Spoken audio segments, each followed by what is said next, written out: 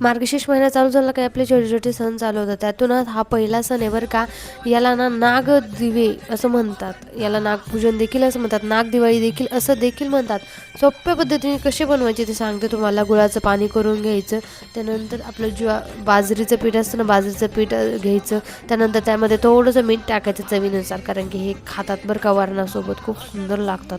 त्यानंतर छान पीठ मळून घ्यायचं. पीठ मळून घेतल्यानंतर मऊसरच पीठ मळायचं. त्यानंतर त्याचे छोटे छोटे गोळे करून घ्यायचे, कारण की आपल्याला प्रत्येक जणाचे 5-5 बनवायचे आहेत नागदिवे. म्हणजे घरात जेवढे जेंट्स असतात ना, त्यांच्या नावाने असे बनवले जातात आणि ते दिवे जाळले जातात. आता ते का बनवायचे, कारण की घरात सगळी ती सुख समृद्धी राहो, त्यांचं आयुष्य वाढो, त्यासाठी हे केलं जातं खरं. मग असे नागदिवे बनवून घ्यायचे. पाहू शकता मी असे 25 नागदिवे बनवून घेतले होते. प्रत्येकाच्या नावाने 5-5 आणि देवाच्या नावाने सुद्धा 5 बनावं लागतं. त्यानंतर ते स्टीम करून घ्यायचे. स्टीम करून घेतल्यानंतर त्यामध्ये दिवे जाळायचे आणि बाहेर पण दिवा लावला होता मी, बाहेर दिवा लावला.